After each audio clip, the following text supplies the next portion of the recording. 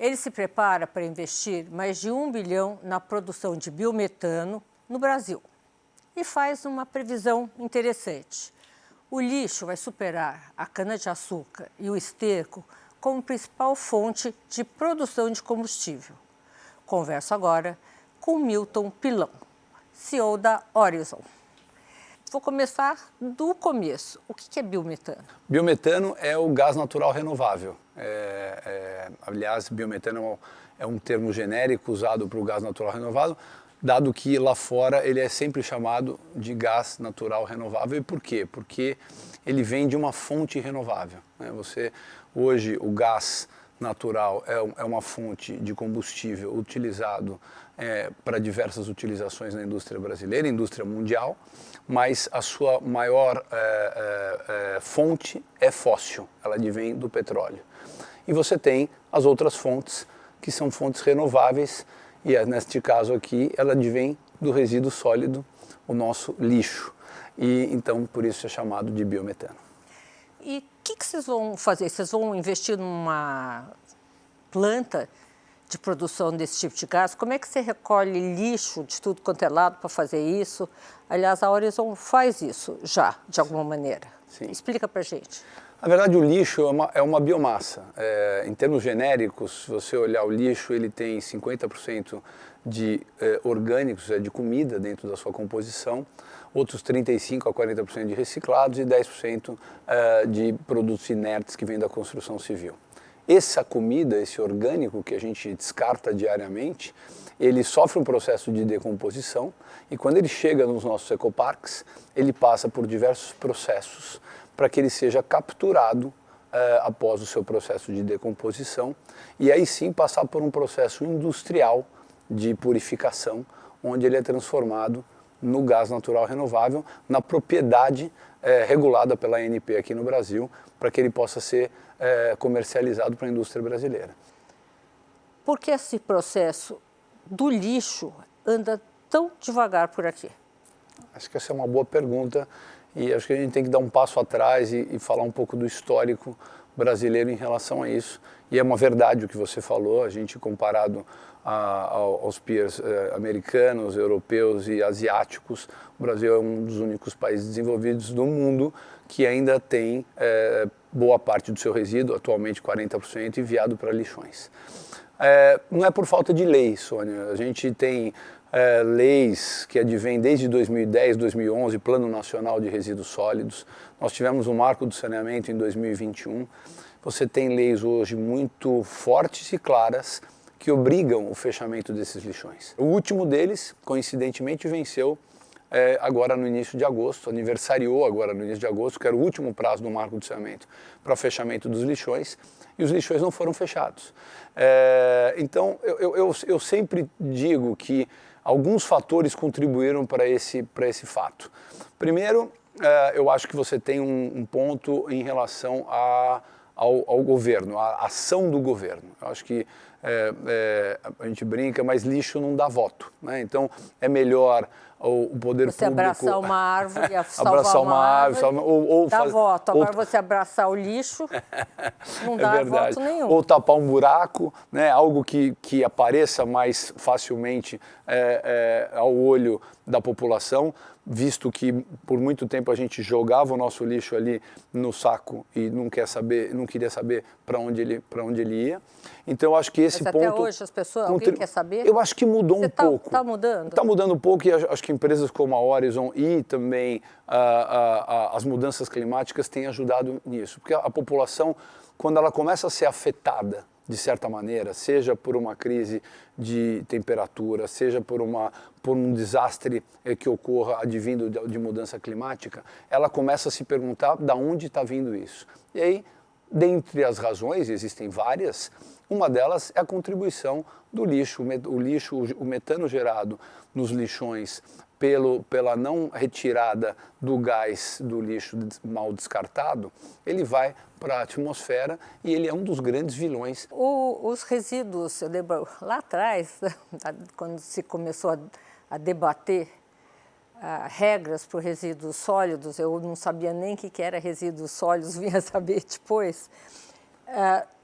houve uma conscientização assim, localizada no Congresso, abriu os olhos, enfim, houve uma movimentação. Depois isso parou. Estou certa? Está certo. Isso parou. E a continuação disso foi ali, agora temos o marco do saneamento, né? 2021. 2021. E hoje, como é que está esse marco de saneamento? Houve várias tentativas aí de mudanças, alterar as regras. Ao longo desse caminho, é um pouco do que você falou. O Plano Nacional de Resíduos Sólidos veio em 2011. Ele já tinha diversas regras visando, e quando eu falo as regras, elas não visam apenas o fechamento dos lixões. Ela visa tanto o fechamento dos lixões, quanto regras para valorização do resíduo. Se a obrigação de você transformar o metano capturado em gás natural e energia elétrica renovável, as obrigações de reciclabilidade do resíduo. Você tem várias obrigações que no Plano Nacional de Resíduo Sólido eram menos claras. Passou-se 10 anos, em 2021 pouco havia sido feito, e aí em 2021 veio o Marco do Saneamento. O Marco do Saneamento, ele tem regras muito claras.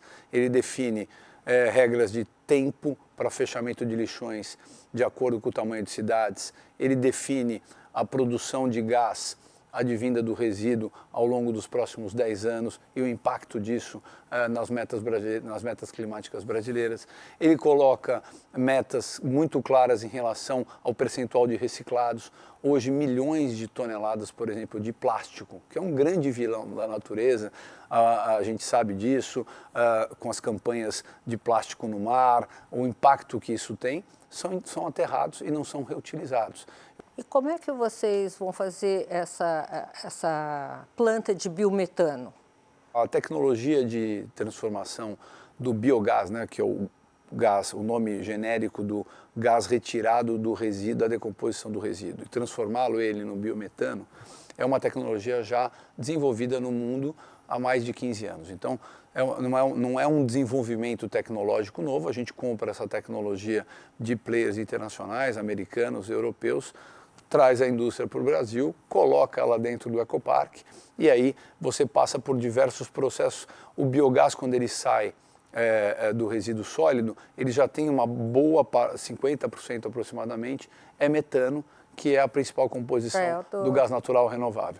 No fim, aquele processo é quase uma grande indústria de purificação, onde você vai tirar CO2, vai tirar oxigênio, vai tirar nitrogênio, vai tirar outros gases. Como isso funciona nos Estados Unidos, por exemplo? Hoje? Funciona muito parecido ao sistema aqui. Eu visitei, por exemplo, o aterro sanitário de Chicago, visitei aterros sanitários do Texas, porque muita gente mistura a nomenclatura lixão com aterro, né? O lixão nada mais é do que você pense num terreno onde alguém vai chegar com o lixo, joga o lixo lá e deixa ele lá. Quando você faz isso, você fizer isso na sua casa, começar a amontoar lixo sem nenhum cuidado, o que vai acontecer no dia seguinte? Eu me mudo em um mês. É que ele vai começar a gerar um líquido preto, que chama-se chorume, logo um dia depois que ele estiver ali, e ele vai começar a gerar gás. Tenta pegar o lixo da sua casa e fechar hermeticamente o saco de lixo, você vai ver que no dia seguinte ele está assim, porque ele gera gás, é o gás metano. Então, o lixão é isso, é um terreno baldio ao céu aberto, onde o lixo não é tratado de maneira correta, e o que acontece com isso? Aquele líquido preto, ele infiltra no solo, vai lá no lençol freático e atinge a água que é utilizada por toda a população daquela região. O gás vai para a camada atmosférica. Não é usado para nada. Não é usado além de não ser usado para nada, além de tudo, ele gera o metano e polui a camada atmosférica. Então, isso é um lixão. O que é um aterro sanitário? Um aterro sanitário pense numa obra de engenharia como se você estivesse construindo um prédio de Legos. Tá? Então, basicamente, aquele alto volume, quando eu falo 40 milhões de habitantes, significa receber por ano, hoje a Horizon, 10 milhões de toneladas de resíduo por ano. Então, quando você vai... Sem reaproveitamento. Não, os que a gente reaproveita. Nos ecoparques. Quando você recebe isso, para pensar, é difícil falar em palavras, mas quando você vai visitar, São áreas de 2 milhões de metros quadrados, então o ecoparque é uma área gigantesca, porque precisa ter toda a logística e o espaço preparado para receber esse volume de resíduo. Para quando esse volume de resíduo chegar, ele basicamente, vou falar de forma leiga para ficar fácil, ele é encapsulado em mantas plásticas extremamente rígidas e que não permitem a saída nem do líquido preto e nem do gás. Você encapsula isso em grandes legos e aí neste lego você vai ali colocar a retirada através de dutos do líquido preto, que vai ser tratado numa estação de tratamento ali, então não deixa ele para o solo. Você trata ele muitas vezes. E essas mantas são reutilizáveis? Essas mantas são reutilizáveis, mas elas ficam ali para encapsular tudo aquilo e não permitir que nem o líquido e nem o gás vá para fora sem a retirada via duto, que é o que a gente faz. Então a gente retira o líquido, trata ele, muitas vezes o transforma em água de reuso. Isso seria um aterro? Isso ainda é o aterro. Não cheguei no ecoparque ainda. Então esse é o aterro, que ele faz esse reaproveitamento do líquido e faz o reaproveitamento do gás. Enfia os dutos lá, tira o gás e você pode, se você não tem ainda a planta de biometano, você pode queimar isso num flare, não deixa que o gás vá mais para a atmosfera, vai receber crédito de carbono por estar fazendo isso, mas ainda não está reaproveitando nada. Então esse é o aterro. O aterro é o mínimo que tem que existir. Então, só para lembrar, o Brasil ainda tem 40% desse primeiro aqui, do lixão, daquele que você simplesmente joga em terreno baldio. Então, a primeira coisa que o Brasil tinha que fazer era fechar os 40% e ter 100% de aterro. E aí vão para o avanço do aterro, que é o ecoparque. No ecoparque você coloca várias indústrias ali dentro e quando o resíduo chegar, em vez de ir para aquela célula de encapsulamento, ele vai passar por uma unidade de triagem, que aí vai separar o orgânico, vai separar o reciclado, vai separar a parte que pode ser transformada em adubo, vai separar a parte do inerte e vai enviar para alguma indústria que está instalada ali para reaproveitar aquele produto. Como é que isso é um negócio rentável? Você tem, assim, quando eu entrei nesse negócio, e é engraçado, assim, o nome genérico do resíduo sólido é lixo, né? Eu até falei, como é que eu vou falar para os meus filhos? Papai trabalha com lixo agora. Mas é um negócio... Mas vocês não são coletores de lixo? Não, a gente não faz coleta nem nenhum serviço, a gente só trabalha com essa parte de destino e tratamento final. É um negócio que a gente abriu capital em 2021 e a empresa vem performando muito bem desde então, porque ele tem algumas características que me ajudaram até a escolher entrar nesse negócio lá atrás, que são muito particulares. Primeiro que ele é um negócio de infraestrutura, e que nesse business de infraestrutura ele tem perenidade, essencialidade. A gente passou por exemplo, por uma pandemia sem nenhuma perda de receita, porque o lixo, ele independente de política, independente de mercado financeiro, independente de condições econômicas, ele está sempre sendo gerado. Então, ele é só dependente do ser humano, né? Só dependente do ser humano. Eu sempre tenho demanda, né? Então, a partir do momento que eu tenho lá o meu ativo montado, o ecoparque montado, pronto para receber, eu passo a ter uma demanda perene, mais firme. Então, é um negócio que você consegue ter muita previsibilidade e margens interessantes, porque você acaba estando posicionado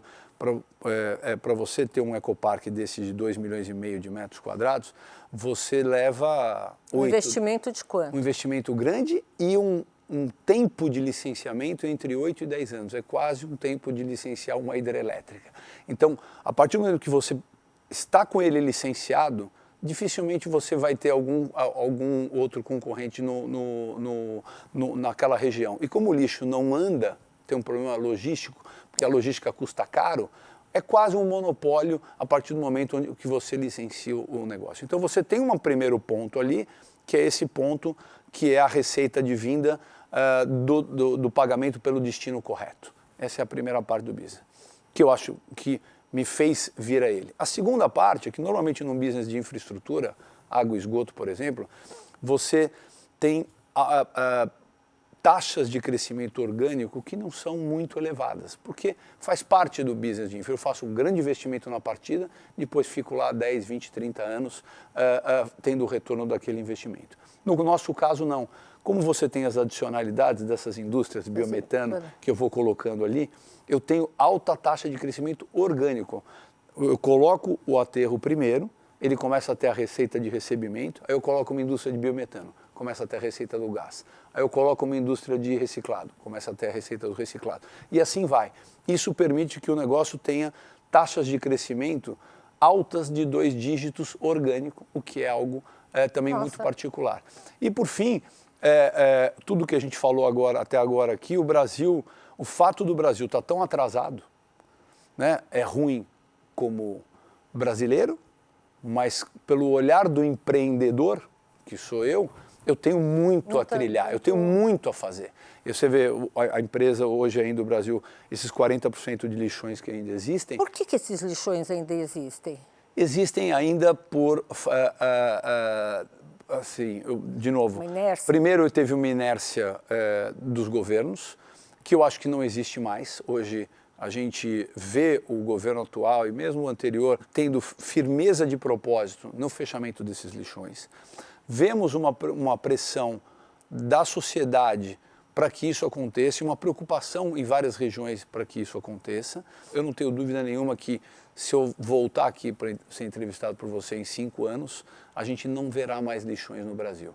Pode demorar mais um. Eu acredito. Não, porque é algo que vem se arrastando há tanto tempo. Vem se arrastando há muito tempo, mas eu acho que agora existem ferramentas, existem motivações corretas para que eles sejam fechados. Então eu acho que a gente tem fechado, tá? Não tem talvez fechado lixões no passo necessário, porque ficamos muito atrasados, mas eu acho que dentro dos próximos 5 anos a gente não verá, em 2030, até 2030 certamente a gente não vai ver mais lixão no Brasil. O aterro tem um ciclo de vida? Tem. Existe? Tem? Tem. O aterro, normal, e o ciclo de vida dele é muito alto. Tá? Você, exatamente pela demora no processo de licenciamento, quando você leva 8 anos para licenciar, você não acaba levando 8 anos para licenciar um empreendimento que vai ter uma vida útil curta. Então, ele normalmente, você compra uma área muito grande para que ele possa ter uma vida útil. Os nossos têm uma vida útil média daqui para frente ainda de mais 30 anos. Então, você permite que ele tenha vida útil muito alta e, além disso, é o que eu sempre falo, a vida útil dos nossos ecoparques, ele nunca vai acabar, porque aquela parcela de lixo hoje que eu ainda não consigo reaproveitar, seja por fatores tecnológicos ou por fatores econômicos, eu não tenho dúvida que haverá alternativas para isso nos próximos anos. A indústria mundial tem desenvolvido tecnologias para reaproveitar 100% do resíduo. Por exemplo, eu vou te dar um exemplo. A gente tem uma parte do plástico, quando ele chega, a sacolinha flexível, essa sacolinha que você vê muito em supermercado, ou qualquer plástico que seja mais flexível, que não seja rígido, ele é mais difícil de se reciclar. Então, hoje, a Horizon, este plástico que chega nos nossos ecoparques, a gente não recicla ele mecanicamente. Ele vai dentro de um produto chamado combustível derivado de resíduo.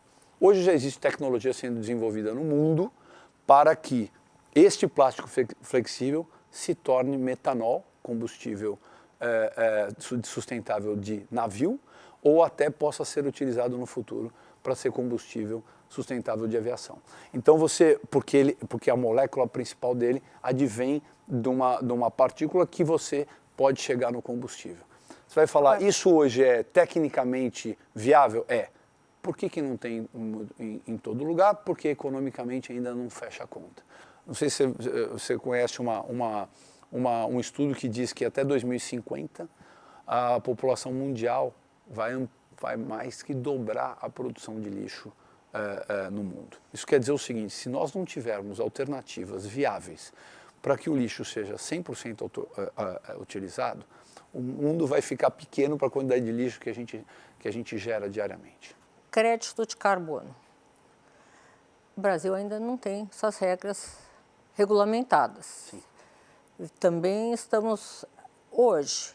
Como é que você negocia crédito de carbono? Porque você produz isso. Produz. Como é que você negocia? Hoje eu negocio no mercado voluntário. A gente está aguardando aí a aprovação do mercado regulado brasileiro. O produtor, o transformador de resíduo brasileiro, como a Horizon, hoje ainda não tem nenhum grande incentivo do governo brasileiro. A gente ainda está brigando para fechamento de lixões e ainda não começamos a discutir a parte de incentivos, né?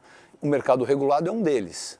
O mercado regulado vai trazer para o gerador de crédito de carbono uma possibilidade de acessar um preço diferenciado do que eu acesso hoje no mercado voluntário. Você entra no mercado mundial? Não, porque você a diferença entre o mercado voluntário e o mercado regulado, o mercado voluntário, pelo próprio nome, ele depende do voluntariado de uma companhia que tem a sua meta particular e vai ao mercado buscar a compra de um crédito de carbono. No mercado regulado, é um mercado obrigatório.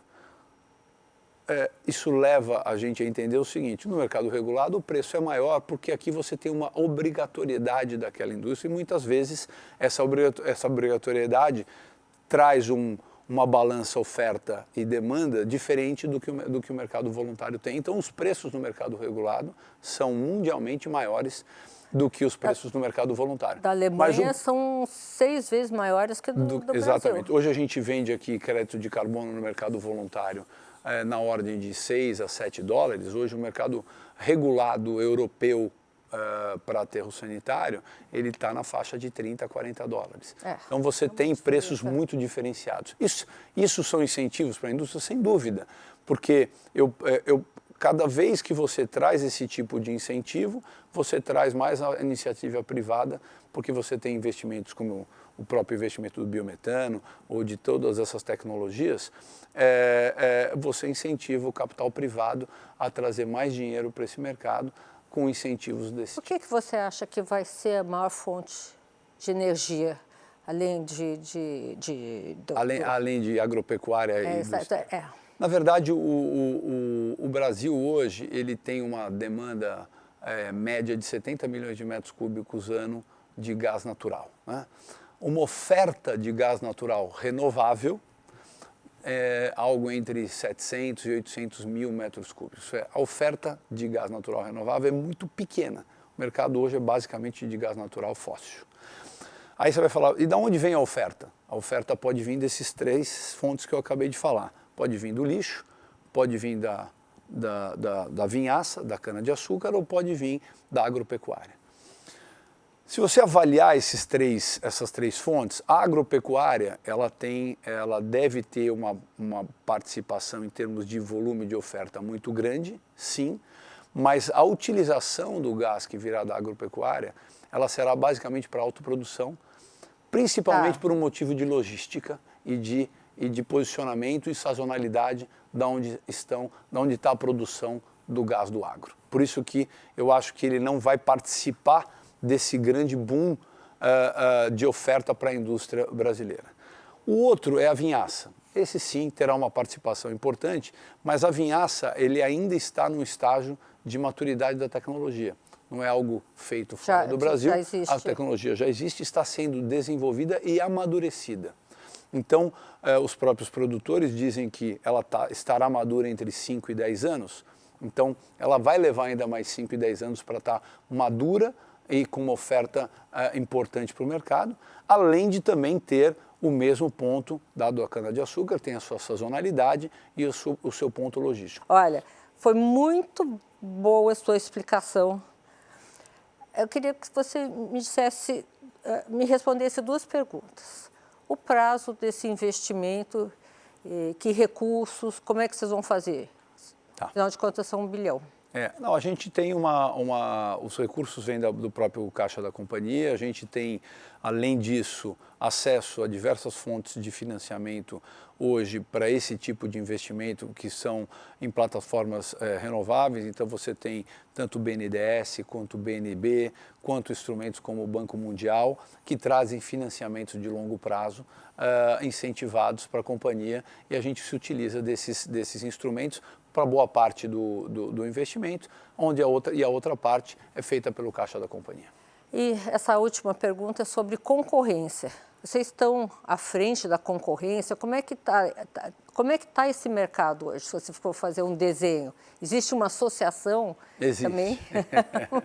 Existe uma associação. Acho que a gente está Quando a gente chegou nesse mercado, eram 4 associações, hoje em dia elas foram unificadas, existe uma associação só, que tem tentado fazer um trabalho importante e levar a importância do resíduo como um tema que vai estar na boca da população e na boca da sociedade para que ela possa fazer o seu papel junto ao governante. Então, sim, do lado, a Horizon hoje ela é a maior empresa brasileira em volume de resíduo tratado. A gente, como eu disse, hoje tem uma participação aí de recebimento de resíduo de 40 milhões de habitantes, então quase 20% da população brasileira hoje chega nos nossos ecoparks.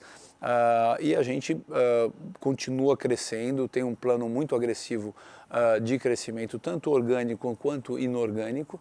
Você tem um mercado ainda não endereçado, como eu disse, de 40% de lixões, que nos próximos 5 anos vão passar a ser um mercado endereçável para nós. Quando eles forem fechados, a gente vai abrir novos aterros e vai ter novas possibilidades de mais resíduos. Então, eu acho que a empresa ela era o nosso objetivo quando abrimos capital em 2021 e que a gente tem cumprido, que é o objetivo de ser o grande consolidador desse mercado. Se você vê o mercado americano, que tem hoje principalmente várias empresas de capital aberto e 3 grandes empresas com valuations bilionários nos Estados Unidos, elas fizeram esse mesmo movimento, só que fizeram há 15 anos atrás. E hoje são grandes empresas pujantes. Esses concorrentes estão vindo para cá, não? Não, eles não estão no mercado brasileiro. O mercado brasileiro, ele tem uma barreira de entrada grande, que é o que eu falei do ponto do licenciamento, né? Para você hoje se posicionar fortemente no mercado brasileiro, para um grande player internacional, ele vai ter que adquirir alguém, porque os players nacionais já estão bem posicionados, com ecoparques licenciados em regiões de alta densidade populacional. Então, é difícil alguém chegar, para ele se posicionar vai levar 8, 10 anos, se ele quiser montar um aterro e se posicionar ali. Então, acho que nesse momento, eu acho que fora nós existem aí mais 2, 3 grandes empresas brasileiras também se posicionando de maneira correta, na valorização, no tratamento correto do resíduo. E eu acho que esse mercado, ele tende a ficar muito pujante nos próximos anos. Bom, Pilão, você conseguiu fazer do que o resíduo sólido se tornasse um tema interessante e muito curioso. A gente tem que dar mais valor para o lixo que a gente produz e prestar mais atenção nisso. Eu vou te agradecer pela presença aqui, quero vê-lo outras vezes, aqui de, sei lá, 2, 3 anos, ver como é que isso evolui. Enfim, parabéns pelo seu trabalho. Obrigado, Sônia, mais uma vez, foi um prazer estar aqui com todos. O programa de hoje está terminando. Obrigada pela companhia e até a semana que vem aqui na Band News. Não percam!